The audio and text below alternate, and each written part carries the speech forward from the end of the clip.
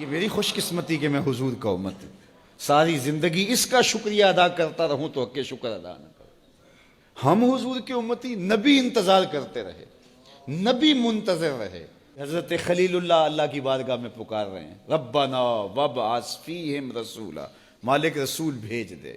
کوئی کہتا ہے لیسا بفظ ولا بغلظ، وہ ترشرو نہیں ہوگا، سخت مزاج نہیں ہوگا، ماتھے پہ شکنے لانے والا نہیں ہوگا، وہ پیار بانٹنے والا ہوگا، بس وہ آیا جا رہا ہے۔ حضرت عیسیٰ نے تو نام بھی بتا دیا نا، مبشرم برسول یاتی من بعد اسمہ احمد، لوگوں میں جا رہا ہوں، چلو نام بھی بتا دیتا ہوں، میرے بعد جو آنے والا اس کا نام احمد ہوگا۔ نبی انتظار کرتے رہے، 12 نبیوں نے انتظار کیا حضور کی امت میں ہونے کے لیے، تمنا کی۔ نستورہ راہب انتظار کرتا رہا، بحیرہ راہب انتظار کرتا رہا۔ شب ہجر کی سختیاں کوئی اس سے جا کے پوچھے، تیری راہ تکتے تکتے جسے صبح ہو گئی۔ زندگیاں گزار دی انہوں نے۔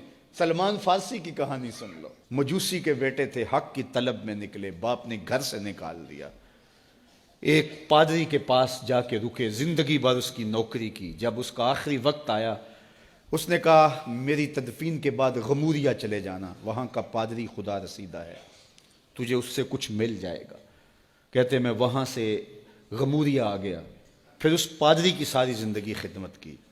جب وہ مرنے لگا تو اس نے کہا کوئی ایسا شخص نہیں ہے جس کے پاس اب میں تجھے بھیجوں، لیکن نبی آخر الزماں کے ظہور کے لمحے آ گئے ہیں، تو یہاں سے یثرب چلا جا، وہ اس نبی کی ہجرت گاہ ہوگی، تیری زندگی سنور جائے گی، تو نے بڑی محنت کی ہے، بڑی نوکری کی ہے میری۔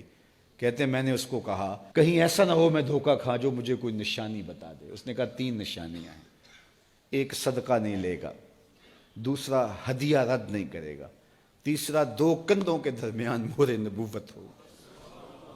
کہتے ہیں میں نے اس کی تدفین کی، یثرب کی جانب جاتے ہوئے ایک قافلے میں شامل ہو گیا، انہوں نے مجھے پکڑ کے اپنا غلام بنا لیا، لیکن میرے پہ مہربانی یہ کی کہ مجھے بیچا جا کے مدینے میں۔ ایک یہودی نے مجھے خرید لیا، میں اس کے باغ میں گوڈی کرتا تھا، کام کرتا تھا، کھجوریں توڑتا تھا، لیکن میں انتظار میں تھا کہ کبھی وہ نبی آخر الزماں آئے تو مجھے دید ہو، کبھی عرش پر، کبھی فرش پر، کبھی ان کے در، کبھی در بدر۔ غم عاشقی تیرا شکریہ، میں کہاں کہاں سے گزر گیا۔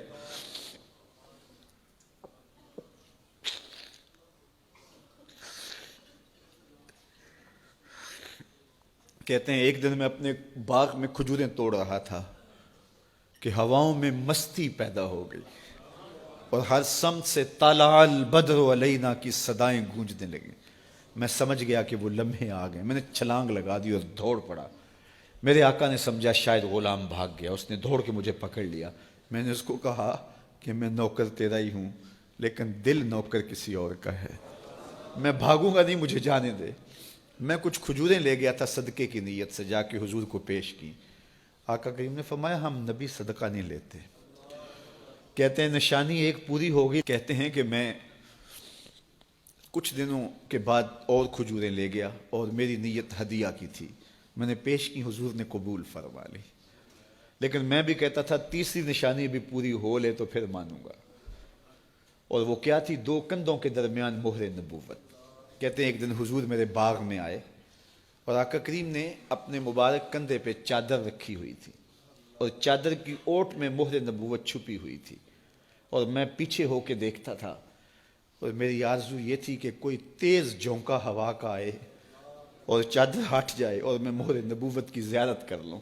حضور میرے ارادہ قلب سے آگاہ ہوئے، فَأَلْقَى إِلَيَّ رِدَاءَهُ، حضور نے چادر اتار کے میری جانب پھینکی اور پھر ایسے رخ کر کے فرمایا انظر الی ما امرت بہ، اس پادری نے جو بتایا تھا دیکھ لے آ کے۔ تو کہا میں نے دیکھا کہ حضور کے کندھوں کے درمیان۔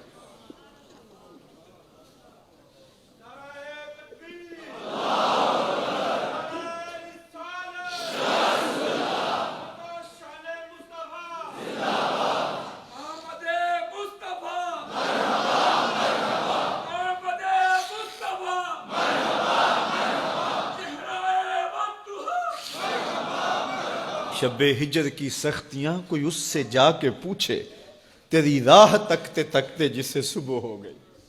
ہم نے تو کوئی انتظار نہیں کیا نا، ہم نے تو کوئی دکھ نہیں سہا، ہم سوئے تھے مقدر جاگ اٹھے، ہمارے والد مسجد سے مولوی صاحب کو بلا لائے، انہوں نے کان میں آ کے کہا مبارک ہو تو حضور کا نوکر بن کے آ رہا۔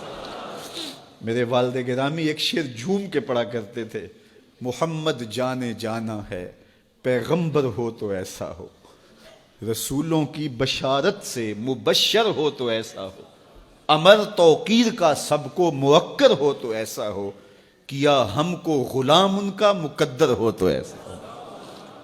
میں اپنے مقدر پہ قربان نہ جاؤں، آپ اپنے مقدر پہ نثار نہ جائیں، ہمیں وہ نبی ملا جو نبیوں کا نبی ہے۔